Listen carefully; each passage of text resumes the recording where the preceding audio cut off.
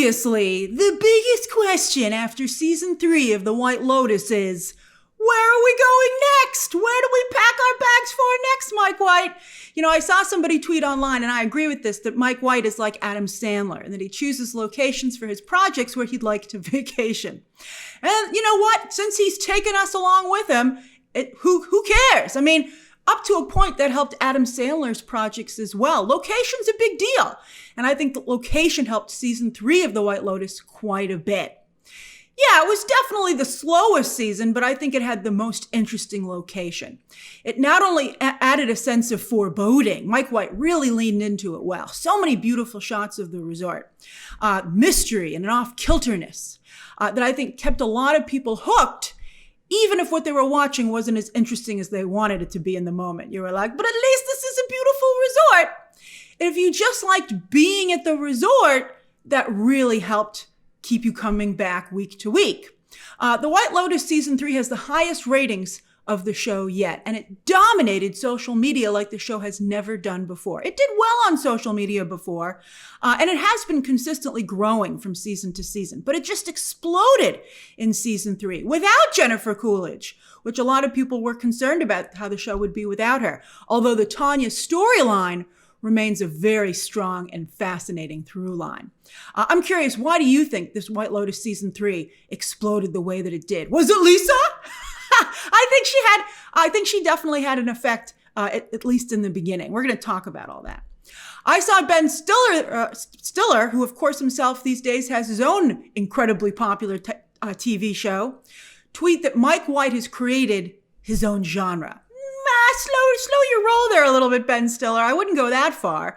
I mean, this is a lavish, elegant murder mystery. It's a classic murder mystery. There's no detective, but we are in some ways the detective. And there's also an upstairs-downstairs element, which has been a very popular form of entertainment for a very long time. Since, to some degree, the upstairs-downstairs British television show, which is why people refer to it that way. But I do agree that Mike White brings two unique elements to the mix. Kinkiness, he's a very good fit with HBO, and extremely strong social commentary. So far, for all 3 seasons, it's been strong social commentary on the rich. But I think this season, he added religion, aka belief. And I think that might be another reason that the show ended up having broader appeal, because that's a deeper conversation. He still has the juicy, superficial one about the rich, the wealthy, the 1%, but I think that everyone can relate to the idea of what do you believe in? And those conversations, I think, cast a wider net. Going forward, I think that it's a good idea to pair. I think season two, carnality was something that they were kind of looking into there. But I think that having something else to pair along with just exploring the rich is a very good idea, and I wonder what he'll come up with next. Another element that sets season 3 apart from the first 2 seasons is that for the very first time on this show, you had 2 downstairs characters get to go upstairs, and that's Belinda and Gaitok. That's a very big deal because in the world these days, even America, which was founded on the idea of more class mobility within the classes, it feels everywhere like you cannot change the class that you're born into. And so I think that also helps to make the show more relatable and appealing. Mike White's figuring it out, baby. So where will the White Lotus go next? As I said, even with all these deeper questions, that's the most interesting one. We have 3 clues. All right. So Mike White, 1, has said that he hates the cold, but he doesn't want to do any more beaches. 2, it will have to be somewhere that could relate to the Tanya, Greg, Belinda storyline. So that has to be an element, I think. And then 3, it has to be a 4-seasons resort because that's where all of these seasons are filmed. If you would like to actually go to these resorts, they're 4-seasons resorts. They actually exist. It started out as a pandemic show because it could be made in a bubble with everyone staying at the resort where they were filming. And it's just become its own thing. But these are real resorts. And it's actually very cost effective from a production standpoint because they just take over the resort for a while. But, that saves them so much on having to build location, yet they still get an incredible, beautiful location. Checking out the website, and because I think we should stick with exotic locations, I'd like to go with Dubai. I think that would be amazing. Now, there is a beach On one side of the resort, it doesn't seem to have a lot of waves crashing against rocks or anything like that, which is what Mike White said he wanted to avoid. But on the other city of the resort is the incredible, iconic city of Dubai. So that's my vote. Where would you like to see the White Lotus travel next? On that note, another unique element for the White Lotus is that, again, it does feel like a vacation, like you are visiting these resorts for weeks. Every Sunday night, you get to go on a little mini vacation. Plus, there's tons of juicy gossip and drama. Unlike a lot of creatives in Hollywood, Mike White is his audience. He's a fan. Remember, he was on Survivor. He knows where he'd like to go, what he'd like to watch. Plus, I think he's a great student of human nature. You see, in interviews for the show, he has said that much of his writing for The White Lotus is influenced by people that he sees and overhears. He people watches. Who doesn't love to people watch? I'm a big fan of people watching. It's one of my favorite things to do on vacation and not. And I think that that's another thing that The White Lotus has. It invites you to people watch on this show, but here it gives you VIP access to their lives.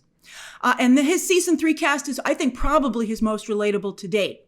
They're still mostly rich, but another change is that you now have characters like Laurie, Chelsea, and Belinda who couldn't afford these trips on their own. So that creates even more layers. It's not just guests versus workers. There is now like a middle range, which again is a great addition. So now, without further ado, with the season complete, I'm going to rank the storylines in order of greatness. And as always, I'm excited to see your own rankings down below. So, what was my favorite storyline? Now, while Belinda, Greg, and Zion weren't the most interesting over the course of the show, I think that by the end of the show, they're the storyline that I found the most satisfying. So that's why I've put them first. And I also think they have the most, for potential going forward for the show. This is the through line. This is the through line that connects all the seasons. Right away in episode 1, it was a brilliant jolt of menacing energy to see Greg, who is in hiding under a new name, Gary. They'll never find me. Having literally gotten away with murder and now living off of Tanya's substantial fortune. We got a number. It's $500 million that he's living off of. That's amazing. And as Zion pointed out, not very expensive in Thailand. So that money's going to go a very long way.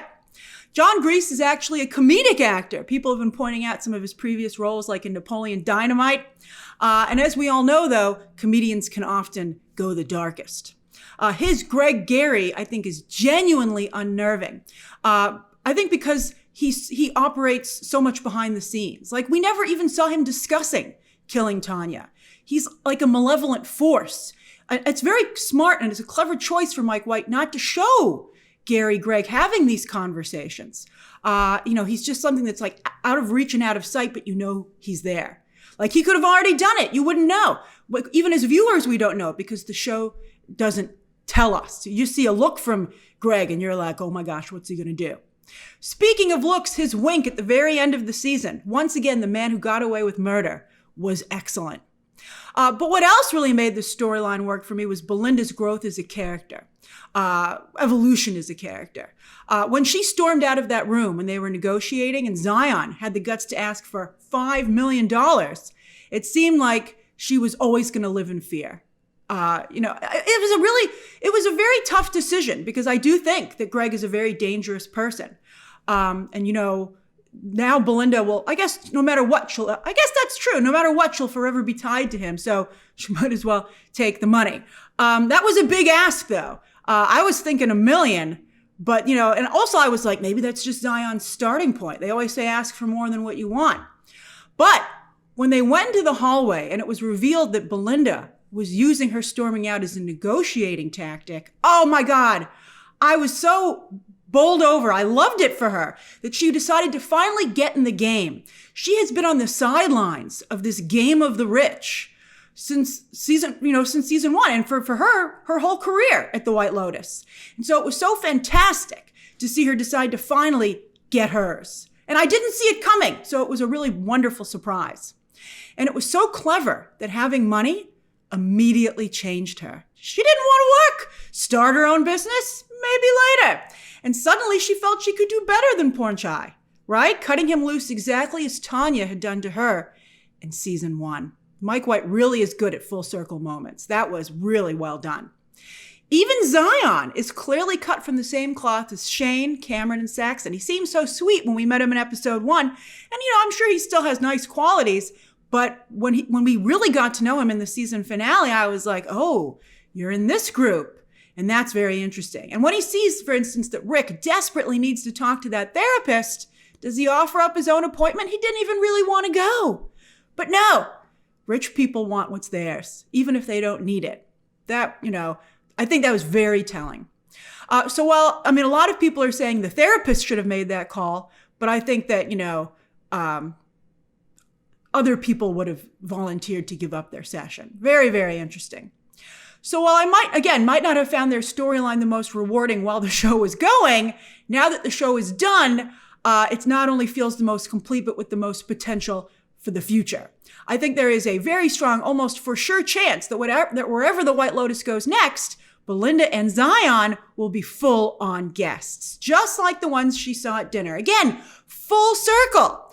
And it occurred to me that maybe being a semi-guest for this season kind of set her up to make this choice. Maybe she wouldn't have made this choice to take the money if she had not kind of leveled up already a little bit to see what, dipped a toe in the waters of wealth. What do you think? Runner-up? To my surprise, I have to go with Jacklyn, Kate, and Laurie, largely because of Carrie Coon's season finale monologue, which really pushed this group over the top. The internet fell in love with Laurie. Even that clip of her, making a break for it and just leaving everybody else behind, like the New Yorker that she is. I thought it was really nice to see. And so nice for Carrie Coon, who's been a working actress for a very long time, kind of a little bit like Allison Janney, and has never really gotten her due. Laurie spends most of the trip very angry with her friends. She's so sure that she knows better than them. And if she wasn't stuck in their shadows, that her life would be as amazing as they think theirs is. But then when she chooses to strike out on her own, it ends up being an embarrassing mess. I think that's why she was particularly upset with what happened. I think she has, and then I think she has an extremely relatable emotional response to what happens. And that's that when you realize that the people you thought were annoying you are actually your lifeline. And you're just so grateful that you didn't push them away permanently and that you can still repair that relationship. I think almost everybody has had an experience like that, at least to a degree. That's why I think she's just so effusive in that monologue at the dinner table, because she's just feeling those emotions. I think things will eventually settle back to where they were. Because I think, something I want to point out is that Laurie tells Jacklyn she has a beautiful face and Kate that she has a beautiful life. But clearly, Laurie thinks nothing about herself is beautiful. And you know what? None of her friends offered anything up either. They could have said something about something that she had that was beautiful. So I wouldn't say this trio is a healthy relationship, and I don't think it's meant to be. I think that what Mike White wanted to do here, he said he based this off of real-life women that he saw traveling together. I think he wanted to explain why Laurie, who clearly doesn't fit with these other two women, stays with them. And I think he did that very, very well. I loved her saying that time was what gave her life meaning. But in this instance, I think she feels that also time is an investment and that she invested in these two friendships. They're a big part of her life. And I think, Mike White in the after credits, when they talk about the show, he said when you get, to be the age of Laurie, you start to feel like you have to justify your life choices to yourself and to others. And I think Laurie is justifying why she did invest so much time in these two women. It's hard. It's a hard thing to do and a very brave thing to do to start over, particularly later in life. And Laurie, I just don't think she wants to do that, especially because it went so poorly when she tried just a little bit to strike out on her own. But, keep trying, Laurie. I don't think those two women are very good friends to her. I have to say that Jacklyn, to me, never felt like a famous actress. Obviously she's played by Michelle Monaghan, but she didn't really give off that vibe. And outside of when the story needed it, she was never recognized. Like hardly anyone recognized her at the resort. Just a little bit here and there. They made her seem like she was such a big star, you'd think it would come up more often. Making Kate A MAGA housewife was, I also think, a very interesting choice. And Leslie Bibb did a really great job of showing, again, how some people can find themselves over the years, again, they shift into a different political position. Like, look what just happened with John Stamos. On his evening started, I bet he didn't think it was going to, end that way a couple of days later with that picture splashed all over the internet. Kate, moved down south and became a product of her environment. Kate isn't MAGA because she believes in it. It's because it allows her to be a part of the community where she now lives. And if it were to fall out of fashion in that community, she'd just move on to the next choice that everyone else had made, just to be a part of that group. I think it'd be interesting if Mike White had the guts to actually include someone who was a MAGA Republican who believed in it. Maybe this was like a sample, like a test to see how it would go over. And people did not reject the show. People were interested in that conversation. Maybe because it was so slight, but people were interested in it. And, I think the Ratliffs also kind of are a little bit adjacent to that as well. So I think maybe for season 4, it would be interesting to see him, dive a little bit further into that. And also maybe he's saying that rich people don't actually believe in anything beyond themselves, what helps them in the moment or in their lives, which is what's happening with Kate. These ladies also had some interesting day trips outside of the resort. Valentin sending them to that cheaper resort for seniors was hilarious. And of course, when they went to the nightclub, I think that their being there allowed for some great moments for the show overall. And of course, it's the first time that we've seen a girls' trip on the White Lotus, which was not only very nice, but accurate with how a lot of women travel these days, with friends, family, and sometimes even by themselves. That's become a big craze. Maybe that's something else that we might see in the White Lotus season 4. Who's next? Well, I decided to go with the Ratliff family, who are an intoxicating mix of charming and repulsive. To me, this family was the engine of season 3, and they did the most work week to week to keep the show engaging. But even though I liked them the most week to week, I thought that there were some disappointing elements to their story, which made them come in a little bit lower. So let's discuss. So unlike the Mossbackers in season 1, who had the dynamics of a modern, wealthy, coastal elite family, the Ratliffs are also from the South. And while also very rich, I think they come across as a more traditional family, which I think makes them very, very relatable until, of course, they're not. Also, we so often read about fathers who kill their entire families when something goes wrong for them personally. And Mike White said that's what inspired this storyline, reading about a real life situation like that. And so I think he was seeking to explain how something like that could happen. This was a great storyline. It had the makings of a really phenomenal storyline. Timothy's criminal activity and potential killings. How's he going to do it, right? Will they or won't they with the brothers? Mike White, that was a very tricky line to traverse. And I think he quite a balancing act. And he just pulled it off. And then also, so those were all really good, strong elements in the story. But I think that they moved too slowly. I think they were stronger when they started. And then I think one of the reasons that people are frustrated with season 3 is that we wanted to see what happens, what were the repercussions of all these elements, and they never got there. Instead, the story moved along, certainly for the Ratliffs, as slowly as Tim on lorazepam. So I think they might have handed over all their tech devices, right? But Tim Ratliff didn't fall off the face of the earth.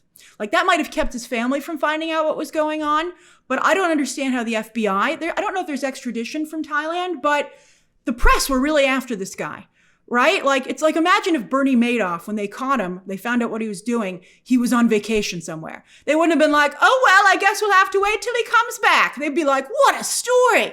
I mean, if Gaitok wants a different job, he could have gotten an exclusive tell-all interview with Tim Ratliff. I just am surprised they didn't send a reporter to the resort. I mean, when he called, he returned the calls of some of those reporters at the Wall Street Journal and stuff like that. And they could, didn't his office know where he was? The resort has phones. Even if you can't reach someone on their personal device, you could call the White Lotus Thailand and be like, I need to speak to Tim Ratliff.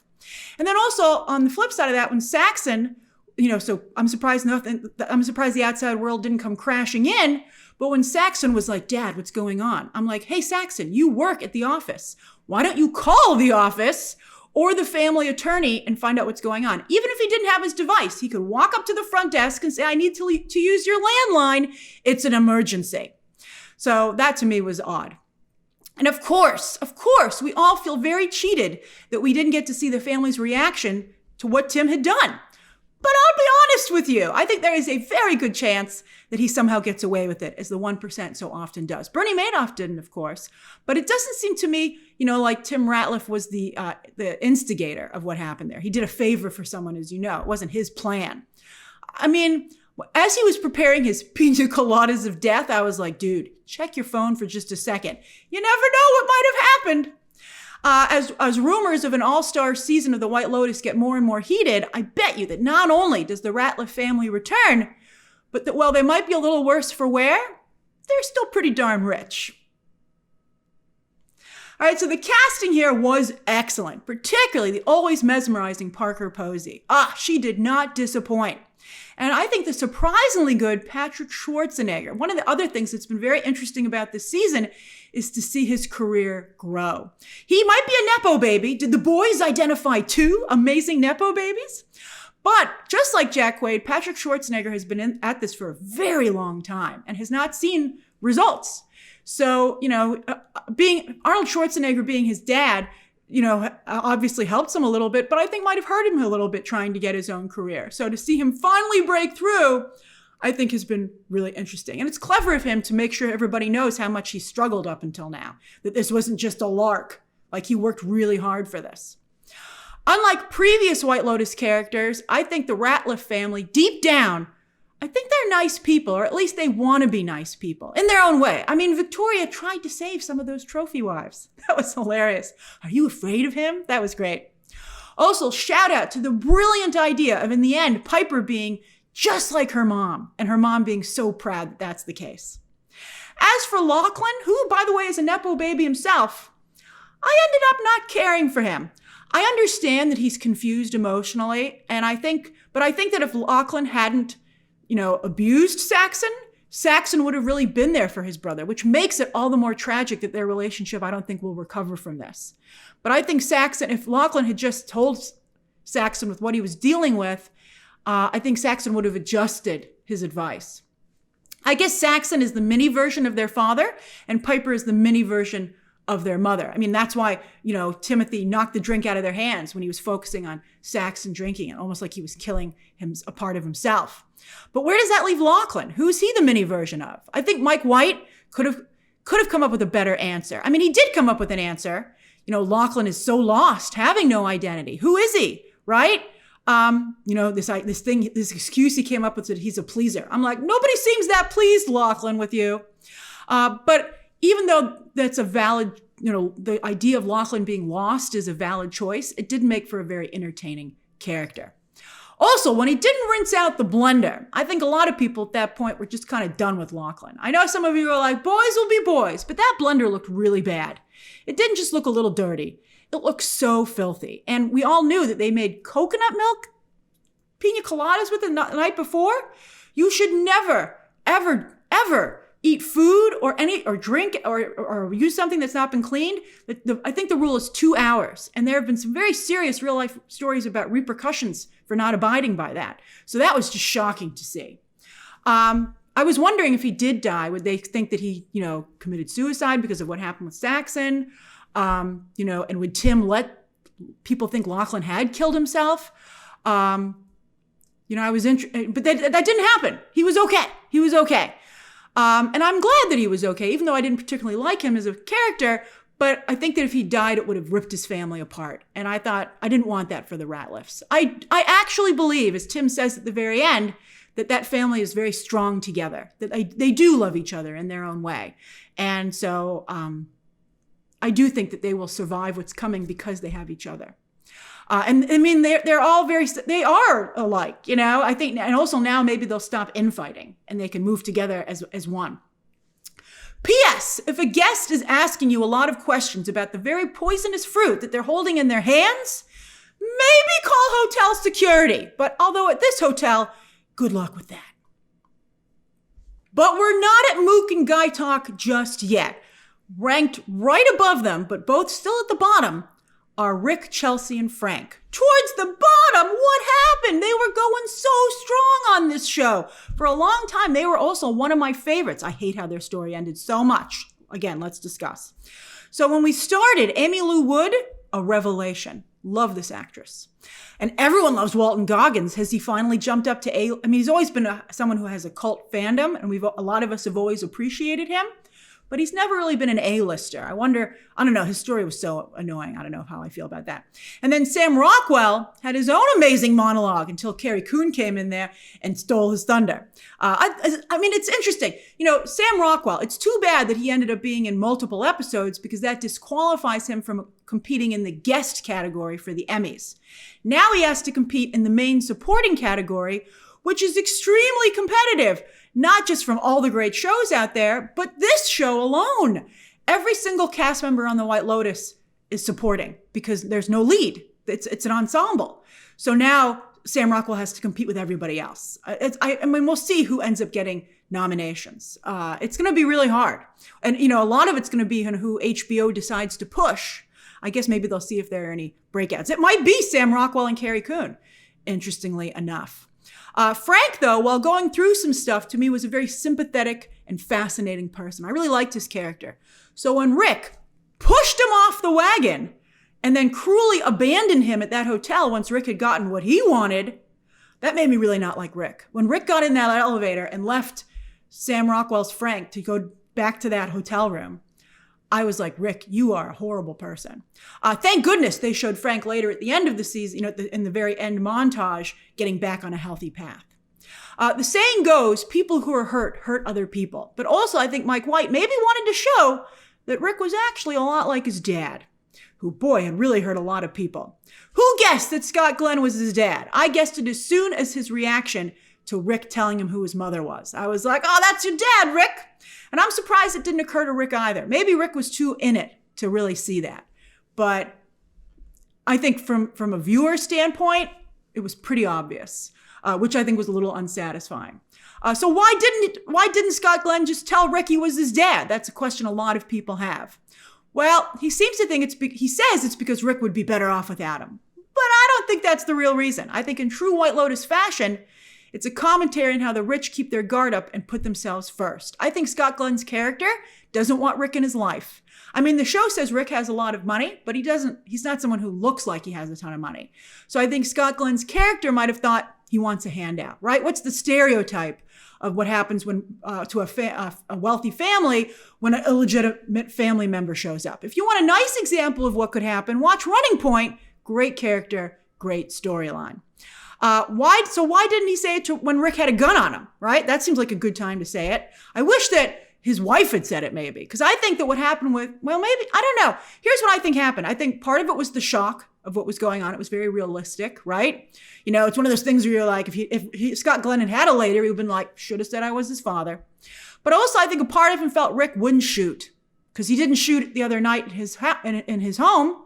So maybe he could still get away with not having to share his life or wealth with Rick. So just a despicable person till the end. See, a lot of this stuff is actually there, but Mike White is, I think, sometimes too subtle, which makes it less satisfying as it unfolds, but more interesting when you think back. All right, so as for Chelsea, as she said, things happen in threes. My money was on Chelsea dying, and I'm sad that I was correct. And she also said that she and Rick would be together forever. A lot of talking about foreboding. She simply would not leave Rick, even when other people told her to, and even when Rick told her to at the very end. He said, get away from me. And I think Mike White is making a very strong commentary here as well, and that some people fall so in love with the idea of saving someone, it doesn't occur to them that they might be putting themselves in danger as well. Rick is like one of those snakes that he freed, and Chelsea felt bad for him. She let him out, and he bit her. See, again, it's all there. It's all there. Again, I wasn't shocked by her death because I expected it, but it was very sad to see. And I can only hope that her fictional story maybe saves some real life people. Maybe they'll think of what happened to Chelsea and do a little bit more to protect themselves. As for Rick's death, that was a surprise, but I was happy to see him go at that point. His glamour shot, by the way, at the end was also a surprise. That man has eyelashes for days. But I was just so upset at Rick at that point, and he'd hurt so many people, I think needlessly, even taking out those 2 security guards. He and Frank, they do know what they're doing. But I was just so upset with him. I was just glad he couldn't hurt anyone else. He truly was out of control in the end. And when you think about it, that might be something else that Mike White was trying to explain. Why do people do what Rick did, which we see all too often these days? What drives them to that place? It's really, really sad. Finally, Mook and Gaitok. I mean, are there any losers on this list? I mean, there is last place, but this was a great show with great characters. But to Lisa's credit, she did give this show a huge publicity boost out of the gate, thanks to her fans. You guys did a great job, Lisa fans. But I think that some of you, and I wonder, did you watch the show all the way through to the end? I mean, you kind of fell away talking about it on social media because her character just never really totally materialized. Because when the show started, in the comments section on every tweet and story about this, it was all about Lisa. But then, again, as I said, that fell away. Maybe you became really engrossed in the story. I'd be curious to know what happened. Now, obviously, she looked amazing on the show, and I thought she was really, really likable, even when she became not such a likable character. And that's all to Lisa's credit. Lisa is perhaps too big a star for such a small role, because I think her fans were disappointed there wasn't more to it. But you should feel good that this is a fantastic way for her to break into acting and acting in Hollywood. And to not only prove that she has talent, very natural actress, but again, that fans will follow her. And that's very important in Hollywood. As for Gaitok, a comically bad security guard. Wow, I think a lot of us were wondering while we watched the show how he still had that job, considering how bad he was. Although Sritala's bodyguards were also really bad. I mean, the fact they let Rick push Scott Glenn down in his own house, how are they not right outside that room just to be, I mean, they didn't know these people. I mean, it's just really crazy that was able to happen. And then at the end, they let Rick walk right up to Scott Glenn. I mean, what was the point of having those guards? I mean, I think that Mike White did that because he needed these things to happen, but maybe he should have written it that Scott Glenn felt he was such a badass he didn't need any bodyguards because they were just so ridiculously inept. And then, of course, Rick was able to take them both out at the end. So that left a job opening. So Gaitok has an all too common problem. He wants a super hot, high maintenance girlfriend and the power and money of a dangerous, difficult job, but neither one of those things aligns with the person that he wants to be himself. If he wants to follow the teachings of the Buddha, he needs to look for a woman and a job that fit with that. But that's not the choice that Gaitok makes. Like Piper, and I didn't even think of that until I was doing my notes for this breakdown, but he is just like Piper, right? They both see themselves as these peaceful beings who want to have their souls are free and they want to live that kind of life. But at the end of the day, they want to live the sweet life. And in both cases, it takes a pushy woman to help them see that. So yes, Gaitok ends up having his decision ultimately made for him by 2 women who aren't trying to help him, but instead help themselves through Gaitok. Sritala needs vengeance on her husband's killer and later a new bodyguard. He's there. He's convenient. She does an awful job hiring bodyguards. And then Mook wants a shortcut to the life that she wants, and she just pushes Gaitok to get it for her faster. I don't think she cares about Gaitok at all. He's a means to an end, and she would like anyone, just because she was flirting with those security guards at the beginning of the show. She would like anyone who could give that to her. If I knew Gaitok, I would have told him to apply for another job at the resort.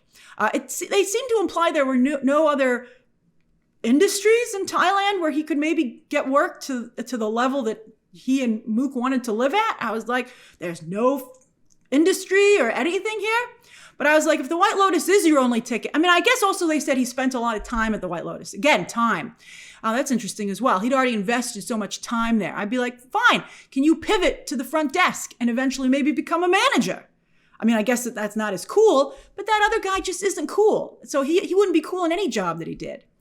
But that's the advice that I would have given Gaitok. I'd be like, you don't have to leave the resort, but I don't think security's for you. And I'd also tell him to talk to some other women. Maybe find someone who at least likes him a little bit for himself. I think that Gaitok, I think he'll be happy, but I think he'll always complain. I think there'll be a lot of complaining. I think his life will be exactly the way it is right now. He'll go back and forth between being happy and unhappy. But he'll have the life of luxury that he and Mook want. All right, so those are my rankings for the storylines in The White Lotus Season 3. Again, I can't wait to see yours down below. And also, again, where do you want to see The White Lotus go next for Season 4? And also, if they do an all-star season, do you want any of the characters from Season 3 to return? Share those thoughts down below, subscribe today, and of course, as always, you can check out some more videos right now.